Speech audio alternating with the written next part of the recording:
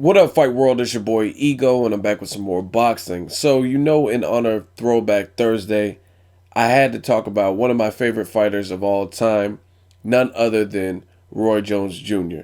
Now, growing up, I was in awe at this dude. Him and Tyson were just my go-to fighters. Mike Tyson, obviously, in heavyweight division. Roy Jones Jr., just a freak of nature type of athlete. I mean, Roy Jones Jr. in his prime was unfuckwittable. I make up words to describe him. He was the best. I mean, pound for pound, he was that dude. He had all of the finesse. He was elusive. He was great with counterpunching, very stealthy, quick. He could punch with authority. He had power. He was an entertainer. He knew how to talk, how to sell the fight. Always came in great shape. And he will whip some ass. I mean, there's nothing else you can expect from a fighter. Nowadays, boxing is a little bit more theatrical. And I just miss the good old days in boxing. You didn't have to worry about Roy Jones Jr. and this person going on for 5 years not fighting and all kinds of crazy stuff like that. It was just mano y mano. A lot of people complain, say Roy Jones Jr., he fought bums and scrubs and stuff like that. And I think he said this in an interview. He said, I ain't fighting bums. I just make them look like bums. It's not his fault the level of competition could not compete with him. He was fighting the toughest fights out there. He beat a young Bernard Hopkins. He beat a young James Toney. There were other people that he fought, and he did them bad. I mean, he would just embarrass some fighters, like the fight with Richard Hall. Richard Hall was the dark-skinned dude. He had little dreads growing. He was way taller than Roy Jones Jr. There was a lot of animosity. You could feel the tension when they fought. And again, he was much taller than Roy Jones Jr., which is an added advantage. And going into the fight, I think he was like 25-1. He had one loss, and 24 of those fights came by knockout. And like I said, you could feel the animosity and the tension in the air. The ref was giving them direction before the fight was to commence, and they're just staring each other down. Roy Jones has the bounce in his step, and they're just mugging each other, and they couldn't wait to go at it. And Roy Jones, like I said, he did him bad, and he was just embarrassing them, beating them to the punch. Shout out to Richard Hall for being tough and taking that demolishment. And that's what happened, especially when there's a couple fights that I remember where the fighter, it was like they were going to go tit for tat. They wanted to prove that they're macho or they can hang with Roy Jones Jr. So if he was showboat, they would try to showboat back. But that was a big mistake because Roy Jones Jr. in his prime, he was hard to fuck with. Like, he would land a combination of punches and be gone before you could even get off with your offense. And that's what made him difficult. And he punched with authority. Vinny Pazienza, that's one fighter. He fought this Puerto Rican with braids. I forgot his name off the top of my head. But I remember in those two fights, they were trying to go tit for tat. So if Roy Jones Jr. would showboat, then they would try to showboat. So they're dancing, and I don't know, man. It was just great entertainment. Like I said, all the fights. Richard Hall. There's a part where Roy Jones Jr. was just landing at will, and he punched Richard Hall, and then he just looks off to the side like a robot. And I don't know, man. He's just one of my favorites of all time. That's all you can say. He's a great fighter, exceptional fighter. He would punch you from some of the craziest angles. He fought Montel Griffin. It was a loss because he hit a downed opponent, which was kind of just like a kind of faulty because he was beating Montel Griffin's ass. And then they rematched promptly. He beat his ass again in the first round. And if you watch the uppercut that he threw, it was just so fast, so crisp, and so accurate. It was like, God damn. I think Emmanuel Stewart or whoever was talking was just like, or George Foreman. I forgot who it was. They were like, damn, this guy could go up to heavyweight. This dude is a problem. And that's exactly what he was. And he actually did go to heavyweight, fought John Ruiz at heavyweight. And a lot of people, John Ruiz, he's slow. But you got to understand, weight limits and weight divisions are in place for a reason. Not everyone can just jump up from light heavy or from 154 where Roy Jones Jr. started and gradually work his way up and then bounce all the way to heavyweight. It just doesn't happen. Again, Roy Jones Jr. is a freak of nature.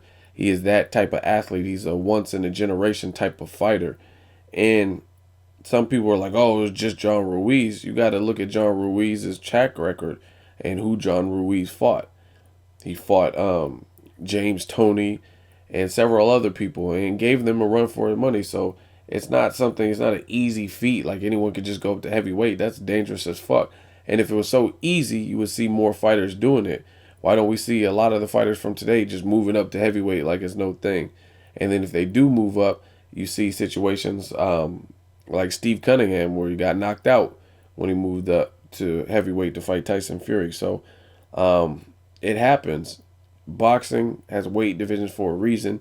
Not everyone can just move up. Adrian Broner had a tough fight with Paulie Malignaggi. By his second one, he got knocked down and embarrassed. So Roy Jones is a special type of fighter, and I think he's proven that over and over again.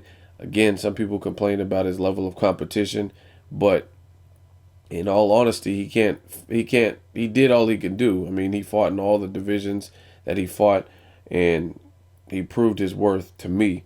And if you look at the track record of some of the guys he fought guys that were credible opponents and dangerous or feared punchers, and he fought them all the same, just with insane athleticism, power, speed, angles. And Roy Jones Jr. to me is one of the greatest fighters. He's just that dude. Him in his prime, he was really hard to beat. Later on, he took some L's. Joe Calzaghe, I think he would have killed Joe Calzaghe in his prime. It just so happened so late in his career. It just wasn't a good look for him. Same thing with Bernard Hopkins. I just don't feel he was in his prime when he rematched him, and Bernard Hopkins did what he did to avenge the loss. But Roy Jones Jr. in his prime, hell of an athlete, very hard to discourage or beat. And I can remember signature fights where he did the people bad, and he had him looking crazy. There was another fight with the bald head Australian dude. I'm forgetting some of his opponents' names, but he put his hands behind his back, and they're like, "What are you doing, grabbing the ropes?" He was like, "I wasn't grabbing the ropes. I was chicken fighting. That's what you had to do." And he would knock people out in some of the craziest fashions. There's another fight where I seen a guy was coming straight at him, and Roy Jones Jr. was fucking him up in the corner against the ropes, and he stopped. He stopped his assault and told the ref, "Get him out of there." And the ref shook his head like, "No." And he said, "Okay." And then he finished him off. Like, I don't think some of you guys understand. In the middle of boxing, to break away from the action to talk is something so unorthodox, it's not even funny. And that's what Roy Jones Jr. was. He was unorthodox. Hands down low, hit you from crazy angles, play around, dancing. That's not orthodox. And that was very hard to get the timing for him or to know his next move.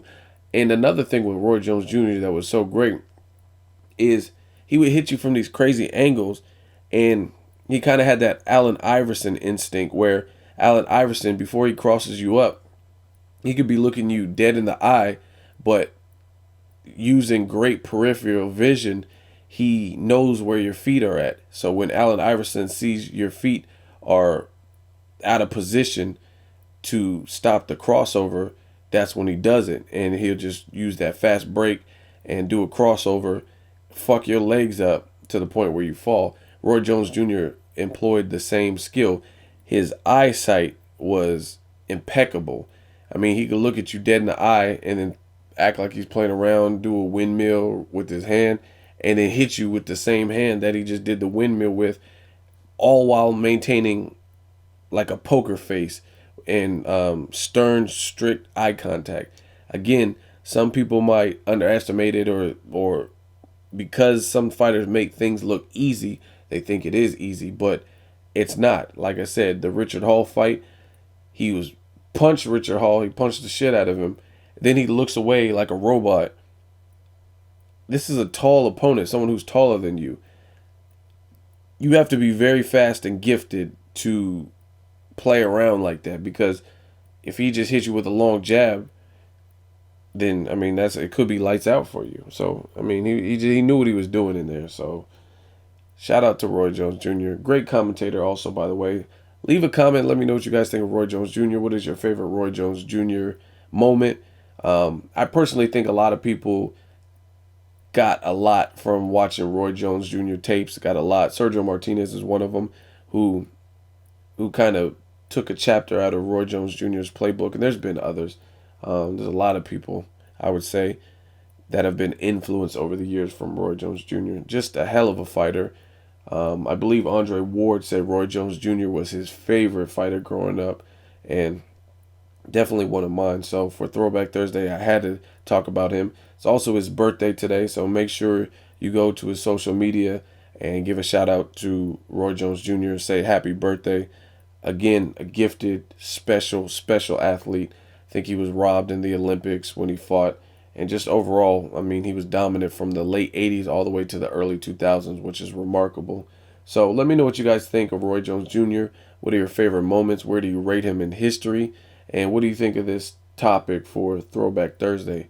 Leave a comment. Let me know what you guys think. As always, hate, comment, or subscribe. Till next video is Ego signing off.